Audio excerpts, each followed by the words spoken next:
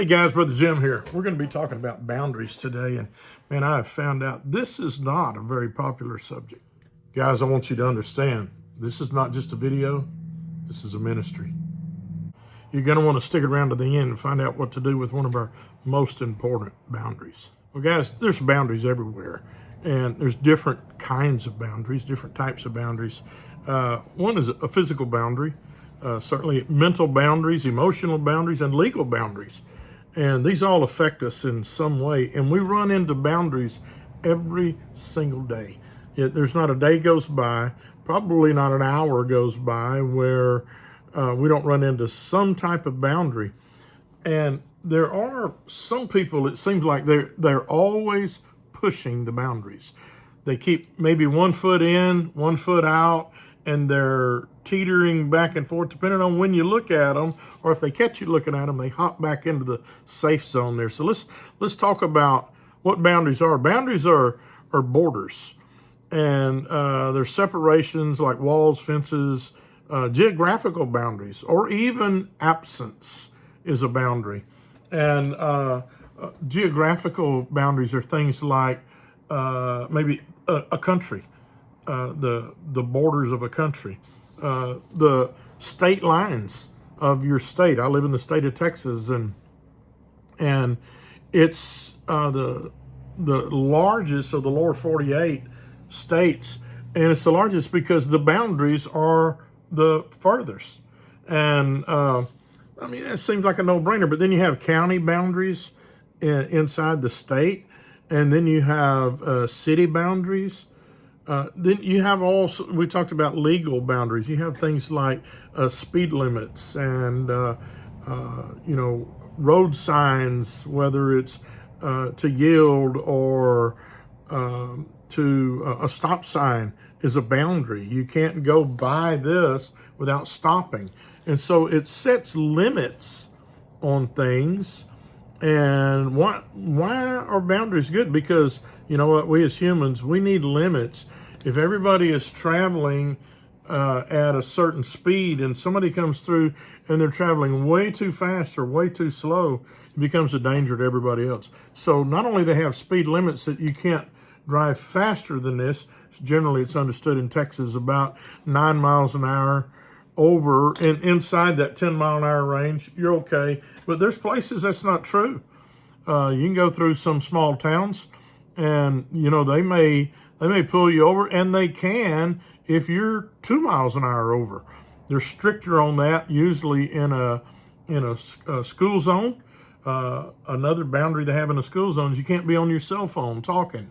And there's some states you can't be on the cell phone talking at all anywhere in the state, but it's a double fine if you do that in a school zone.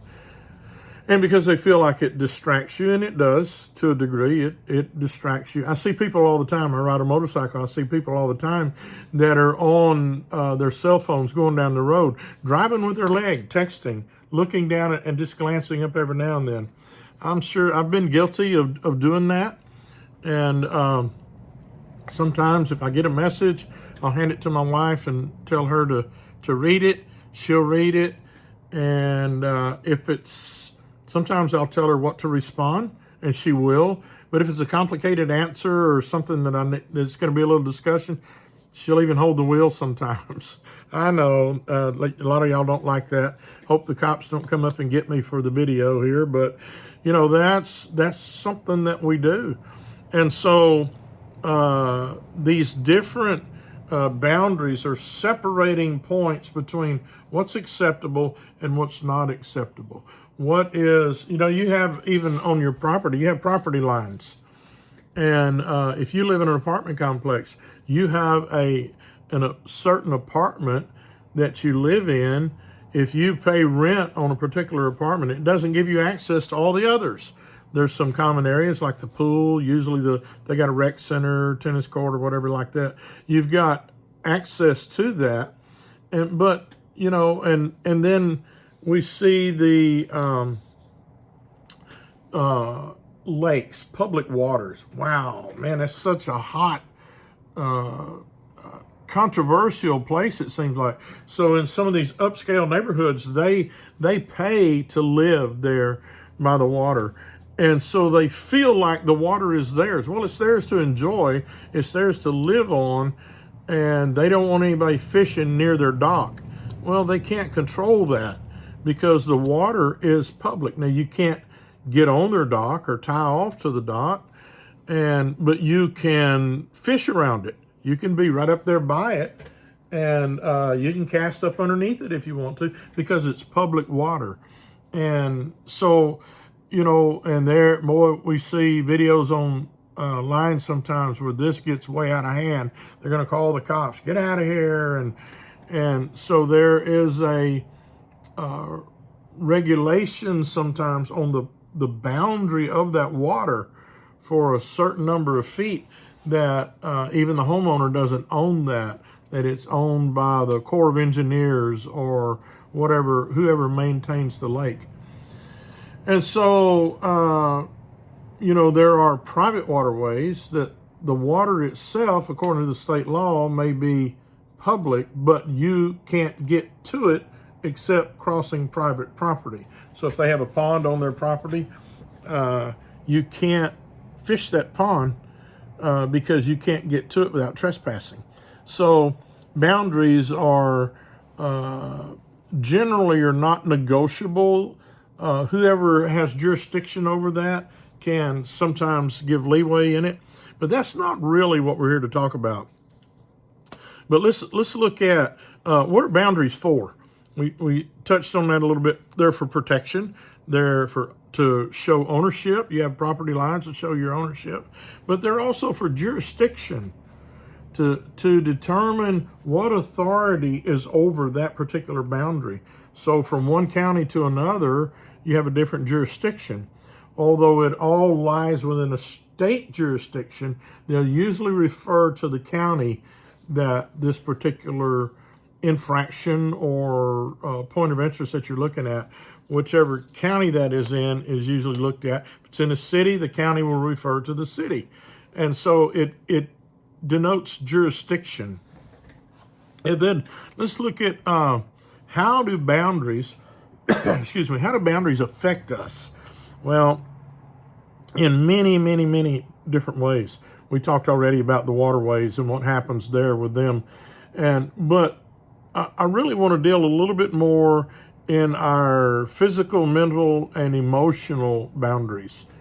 So we as individuals, you as an individual, you have a right to set your boundaries. Like what are you comfortable with of your personal space? The law, I think, usually said anything inside of 3 feet. But the more vulnerable you are, whether it's a child or it's a senior citizen, that boundary could change. If you feel threatened, if you feel uncomfortable with a person being that close to you, if you feel threatened by their presence, then you can ask them not to approach you, to stay back from you. And and this is usually defined if you begin to back away from the person and say, hey, you're in my space, I don't feel comfortable with you, and you're backing away and they keep coming in on you, well, then obviously there's something about them, there's some aggression there that is, your bells and whistles should be going off. And so there's a physical boundary that we have.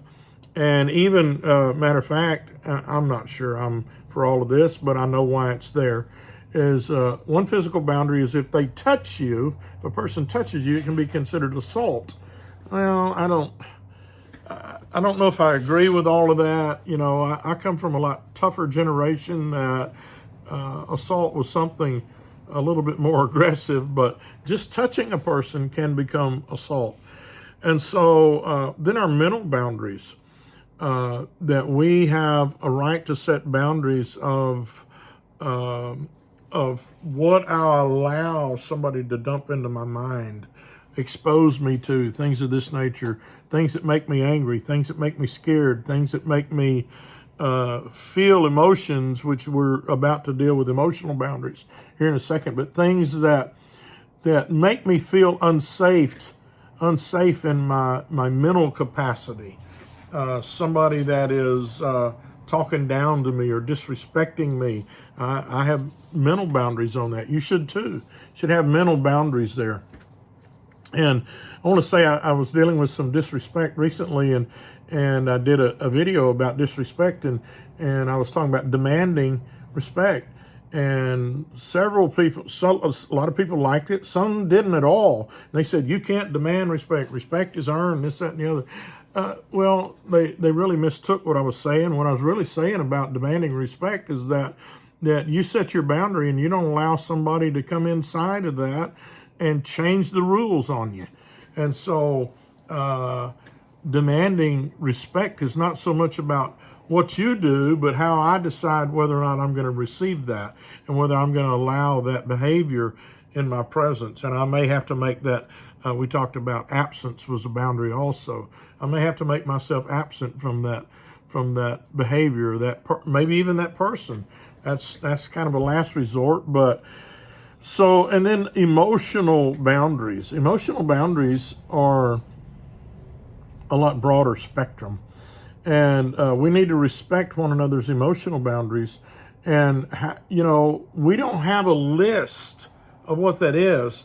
I'm a pretty strong person. And so I can take and put up with and consider and all of this things and other feelings that people have and not take it personally.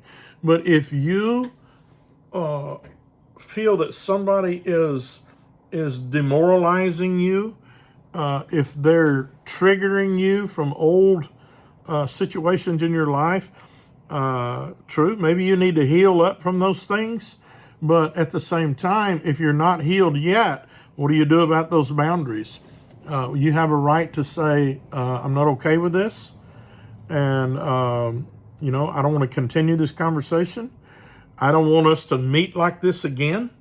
I don't care to continue working here. I'm not going to come back to the store and buy my groceries. So, you can set those emotional boundaries when people cross those boundaries and determine that, that's not something I want in my life. I remember when I was young, I used to hitchhike a lot, and back in the 70s, and so consequently, I always picked up hitchhikers. But you know what? There came a point that I decided not to anymore. It seemed like society became so much more untrustworthy. And it came into a point that I didn't know that I could trust the people that I was picking up. So much more meanness was out there. And so I chose to not violate my boundaries with the unknown. Some people are more adventuresome and they don't mind bailing off into stuff that they don't know, maybe loading up with a whole group of people and going. I prefer to have my car. I prefer to know who's in my car and have a general set time that we're going to be back. And so, I could still flow with the changes some in that, but, there's just things about it that we have a right as an individual to set those emotional boundaries and determine that I want to have a good day today. And I decide that every day. I'm going to have a good day today. Even when I've got difficult things that I need to do. I've got something today to do that I'd rather not do. But you know what? It's part of my job as a leader. It's part of my job as a mentor. It's part of my job as a pastor. And, there's some people that they feel like if you're a pastor, you can't have a strong opinion about things, that you need to just be kind of sweet and neutral and just float with the punches and let people talk to you in the way they want to. And I don't pastor that way. I'm not mean. I'm not aggressive, but I will tell somebody, you know what, this conversation is not okay. And, we need to pull this back into a godly realm. I'll always do everything I can to remain godly in a conversation. And some people, it's hard to have godly interaction with. You're going to really find trouble having godly interaction with somebody that's not godly. And if you expect that from them, if you expect a godly, healthy exchange with them and they're not godly, well, you may get it as long as it goes their way. But the moment it changes and it becomes contentious, don't expect them to stay within your boundaries. They're going to push that. And so don't be afraid to define what those boundaries are. You know, there's a whole lot that can be said about boundaries. Some feel like, and it gets a little controversial here, but some feel like that anybody ought to be able to come across our United States boundary that wants to. You can't do that in other countries. But there we are for immigration, but it should be legal immigration. It's sticky, it's controversial. I don't talk about those things a whole lot because, well, I'm not the one that defines that boundary.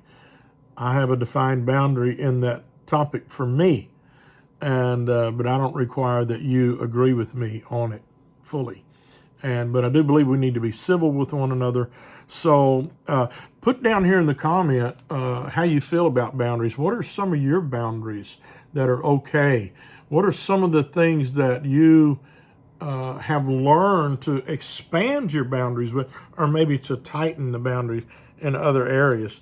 You know, that goes both ways. We loosen some, we tighten others. As we heal, we loosen up.